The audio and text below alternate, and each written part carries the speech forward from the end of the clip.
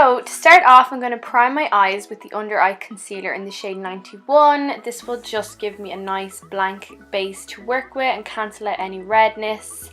And I'm just buffing that onto my lid in a very thin layer. I'm just buffing it in circular motions, just making sure that I have the entire area covered. And then I'm going to set that with this matte cream eyeshadow, 313. This will basically just help all of the other shadows blend when you remove the tackiness of the concealer. So I'm just packing that onto my lid, as you can see, with a flat brush, just making sure the entire lid is covered.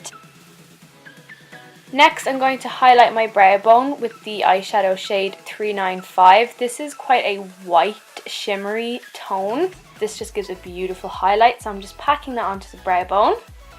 Then I'm going to use the shade 357, which is just a mid-tone brown, and that's going to be my transition shade, and it actually comes off a lot warmer than it looks in the pan.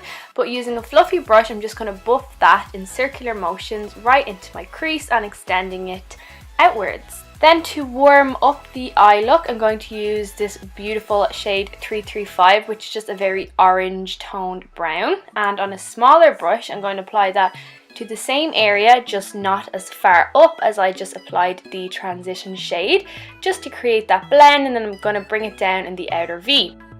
Next, I'm going to take the shade 329, which is just a very deep matte brown, and I'm going to start to buff that into the outer corner of my eye, as you can see. And then using the brush I used previously, I'm going to buff out the edges really lightly. Then I'm just going to carve out my lid. It doesn't have to be too neat because I will be applying a pigment later, but this is just to give me a nice blank space to work with. The pigment I'm going to use is the Stardust number 119. It's a beautiful bronze with an almost purpley pink iridescent to it. So what I do is I just apply Duraline to my lid and then pack the pigment right on top, really easy. Then I'm going to use the gel liner number 77. This is waterproof, smudge proof, super black. It's amazing, but I'm going to do this really off camera because you know the struggles. So moving on to the face, I'm going to use the Under Makeup Base. I just have a little sample here, but the full size is obviously much bigger. And I'm just going to apply that to my face with my fingers. For foundation, I'm using two shades of the HD 71 and 77, just because I'm between shades, so I mix a light and a dark. With this, it dries very quickly, so you'll want to apply it in sections. So I dot it on to one section, really buff that in circular motions, and then apply it to each section separately. Back to the under eye concealer shade 91. This is quite a yellow toned concealer. 95 is another really nice shade that isn't as yellow. But I'm just going to buff that onto my under eyes, and I'm also just going to apply it to the center of my face, my forehead, my cupid's bow, my nose, my chin, and then I'm just going to blend all of that out. Next, to set, I'm going to use the HD Illuminizing Loose Powder in the shade 43. This is very shimmery, quite iridescent, so the smallest bit you should only use with this. I'm just applying that with a fluffy brush to my under eye area, and it just gives a beautiful glow. Then for the rest of my face, I'm just going to use the pressed powder in the shade 13.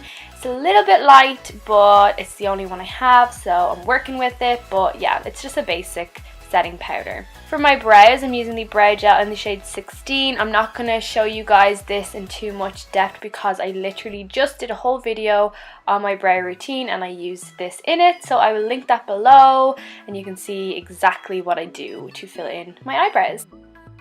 Then I'm just going to apply the gel liner 77 to my waterline. And then I'm going to take the matte black eyeshadow shade 391 on a small smudger brush. I'm just going to buff that onto the lower lash line, just smudging out that gel liner I just applied. Then back to the brown 329, right on top of that, and then to blend that out, I'm going to take the warm brown 335 and just buff that out. And then I take a large fluffy brush and just make sure that all of the edges are really well blended. I'm taking the HD Sculpt powders in 502 and 507. One is more warm and one is more cool toned, as you can see, so I use these as bronzers and contours.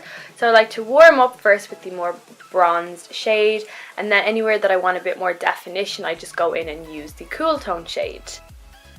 For blusher, I'm using the shade 27. It's just a nice warm pink. It just goes really well, especially if you have more of a tan. Just apply it to my cheekbones and right down just before the apples of my cheeks. For highlight, I'm using the Sparkling Dust in the shade 2. These are beautiful, but you really need to use only the smallest amount of these, otherwise you will be a glitter ball. So I like to take the smallest amount and really buff it into the skin in circular motions.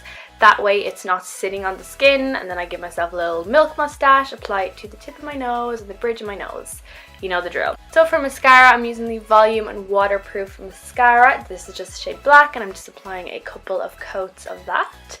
For lips, I'm using the Soft Precision Lip Liner in the shade 63. It's a beautiful nude brown. It's one of my favourite lip liners. I am forever using this, and I'm just going to outline my lips with that and slightly overdraw them a little bit.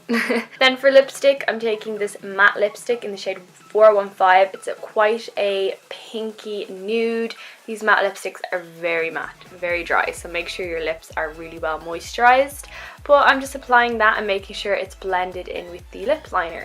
And then, because I do like it a bit more nude, this lip crayon in the shade 14 is just basically a very pale nude, and I'm just applying that right on top, and it just gives a gorgeous ombre effect. For lashes, I'm using the 16 ends. These wouldn't be my favorite style of lashes, but they're the only ones I had.